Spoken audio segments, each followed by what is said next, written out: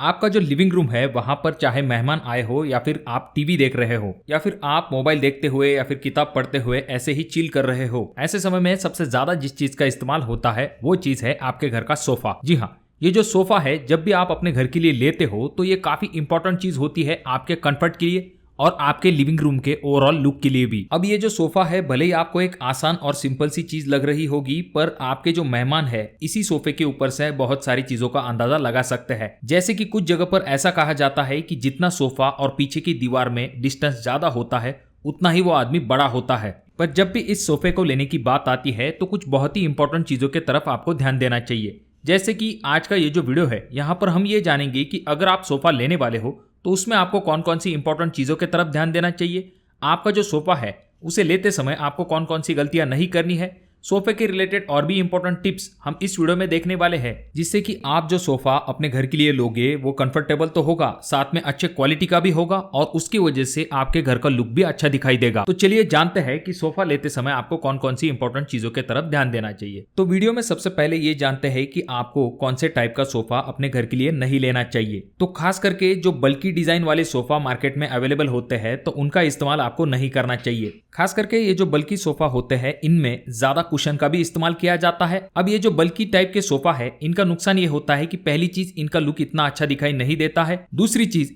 इनकी वजह से ज्यादा स्पेस भी कंज्यूम होता है। अगर आप छोटे लिविंग रूम के अंदर इसे लगा लेते हो तो पूरा ध्यान आपके सोफे के ऊपर जाता है और आपका लिविंग रूम जो है वो काफी छोटा दिखाई देने लगता है।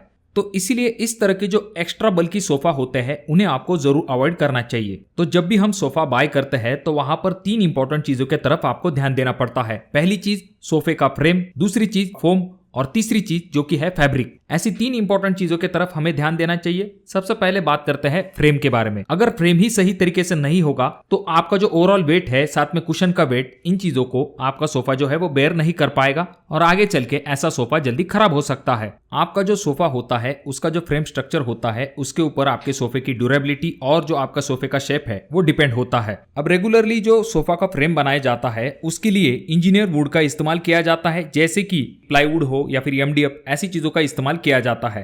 पर अगर आपको बहुत ही ज्यादा ड्यूरेबल मटेरियल चाहिए ऐसे में आप जो है शीशम की लकड़ी या फिर मैंगो वुड का इस्तेमाल कर सकते हो, जिससे कि आपका जो सोफे का फ्रेम है वो ज्यादा मजबूत बनेगा। और यहाँ पर ध्यान देने वाली बात ये भी होती है कि अगर आप प्लाईवुड या फिर एमडीएफ का इस्तेमाल करते हो तो ओवरऑल सोफा बनाने का जो कॉस्ट है वो कम हो जाता है। इसी वजह से ऐसे मटेरियल से बने हुए सोफा आपको कम दाम में मिलते हैं। और जब आप लकड़ी का इस्तेमाल करते हो जैसे कि शीशम की लकड़ी हो या फिर मैंगो लकड़ी या फिर किसी और भी महंगी लकड़ी का इस्तेमाल करते हो, ऐसे में फ्रेम का कॉस्ट बढ़ने की वजह से सोफे का जो ओवरऑल कॉस्ट है वो भी बढ़ जाता है। अब ये तो हो गई सोफे के फ्रेम की बात, पर जहां तक बात आती है सोफे के दूसरे सबसे इंपॉर्टेंट पार्ट की तो वो है फोम। आपके सोफे के कंफर्ट के लिए आपका फोम अच्छा होना काफी जरूरी होता है और अगर आप गलत फोम का चुनाव कर लेते हो तो ऐसा सोफा आगे चल के सैगी हो जाता है। इस्तेमाल में ऐसा सोफा काफी अनकंफर्टेबल हो जाता है। अब जब भी आप फोम को सिलेक्ट करते हो तो आपको कुछ इंपॉर्टेंट चीजों की तरफ ध्यान देना पड़ता है। तो फोम में सबसे पहली और सबसे इंपॉर्टेंट चीज जो कि आपको ध्यान देनी है जो कि है डेंसिटी। जितनी ज्यादा आपके फोम की डेंसिटी होगी वो उतना ही ज्यादा कंफर्टेबल होगा और उतनी ही उसकी ज्यादा ड्यूरेबिलिटी होगी। जाहिर सी बात है जितना ज्यादा हाई डेंसिटी फोम होगा उसका वजन उतना ही ज्यादा होगा।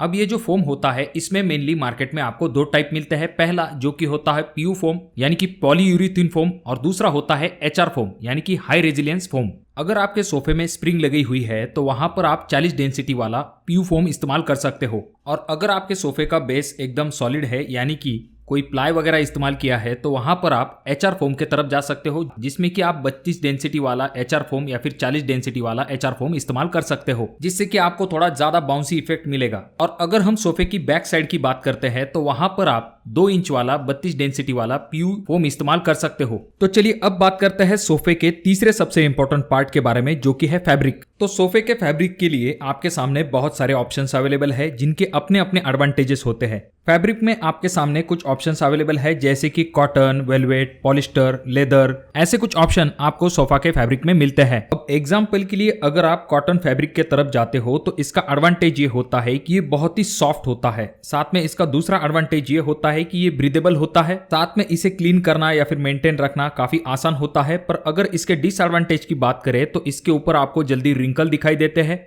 और आगे चल के इसका जो फैब्रिक है वो थोड़ा सा फेड होने लगता है। साथ में इसके ऊपर जो दाग धब्बे हैं उन्हें भी निकालना या फिर साफ करना काफी डिफिकल्ट होता है। उसके बाद सोफे के फैब्रिक के लिए जो दूसरा मटेरियल इस्तेमाल किया जाता है जो कि है लिनन। तो सबसे पहला फायदा तो ये है कि ये नेचुरल फाइबर है जो कि फ्लेक्स से बनाया जाता है और ये इको फ्रेंडली होता है। साथ में ये ब्रीदेबल होता है जिस वजह से समर जैसे सिचुएशन में ये काफी कूल रहता है। अगर हम इसके लुक की बात करते हैं तो यहाँ पर आपको काफी एलिगेंट लुक मिलता है, बहुत ही नेचुरल लुक मिलता है। और अगर हम कॉटन से इसका कंपेरिजन करते हैं तो ये कॉटन से काफी ज्यादा ड्यूरेबल स्ट्रॉन्ग होता है और उससे भी ज्यादा सॉफ्ट होता है। अब कॉटन की ही तरह इसके कुछ डिसएडवांटेज है, जैसे कि इसके ऊपर आपको रिंकल जल्दी दिखाई देते हैं, साथ में इसके ऊपर जल्दी दाग धब्बे भी दिखाई देते हैं या फिर उन्हें क्लीनिंग करना थोड़ा सा डिफिकल्ट होता है। और अगर हम बाकी फैब्रिक से इसका कंपैरिजन करते हैं तो थोड़ा सा कॉस्ट जो है वो ज्यादा होता है। अगर हम अगले फैब्रिक की बात करें जो कि है पॉलिएस्टर, तो ये एक सिंथेटिक फाइबर होता है। इसका एडवांटेज ये होता है कि इसके ऊपर आपको रिंकल वगैरह ऐसी चीजें जल्दी दिखाई नहीं देगी। उसके बाद में इसका कलर भी जल्दी फेड नहीं होता है। इसका अगला एडवांटेज ये है कि ये अफोर्डेबल होता है। अगर हम नेचुरल फाइबर से इसका कॉस्ट कंपेयर करते हैं तो इसका कॉस्ट कम होता है, साथ में ये इजी टू क्लीन भी होता है। पर इसका दूसरा डिसएडवांटेज ये है कि इसकी वजह से आपको थोड़ा सा सिंथेटिक फील आता है और ये लेस ब्रीदेबल होता है। अगर हम अगले फैब्रिक के बारे में बात करें जो कि है वेलवेट, तो अगर आपको लग्जरियस अपीयरेंस चाहिए तो वहां पर आप जो है वेलवेट का इस्तेमाल कर सकते हो, जिससे कि आपको एक रिच टेक्सचर मिलता है। और अगर हम टच की बात करते हैं तो काफी ज्यादा सॉफ्ट टच आपको इस वेलवेट में मिलता है और इसमें आपको थोड़ा सा वार्म फीलिंग मिलती है। अगर हम वेलवेट फैब्रिक के डिसएडवांटेज की बात करते हैं तो यहाँ पर पहला डिसएडवांटेज आ जाता है जो कि है हाईली मेंटेनेंस। इस फैब्रिक के तरफ आपको हमेशा ध्यान देना पड़ता है, रेगुलर ब्रशिंग की यहाँ पर जरूरत होती है और जहां पर भी आप हाथ वगैरह लगाते हो तो उसके मार्क जो है इस वेलवेट फैब्रिक के ऊपर दिखाई देते हैं। और सबसे बड़ा डिसएडवांटेज ये है कि ये ज्यादा कॉस्टली होता है अगर हम बाकी फैब्रिक से कंपेयर करते हैं तो। अब फैब्रिक में अगला ऑप्शन आपके सामने आ जाता है जो कि है माइक्रोफाइबर। तो इसका एडवांटेज ये होता है कि ये जो माइक्रोफाइबर है ये काफी ज्यादा सॉफ्ट और कंफर्टेबल होते हैं, इनमें आपको स्वेट जैसा फील आता है। और अगर हम इसके अगले एडवांटेज के बारे में बात करें जो कि है हाईली स्टेन रेजिस्टेंट, यानी कि इसके ऊपर आपको दाग धब्बे जल्दी दिखाई नहीं देंगे। अगर आपके फैमिली में छोटे बच्चे हैं या फिर पेट्स है तो वहां पर ये एक अच्छा ऑप्शन हो सकता है। और ये हाईली ड्यूरेबल भी होता है जिस वजह से हेवी यूज करने पर भी ये जल्दी खराब नहीं होता है।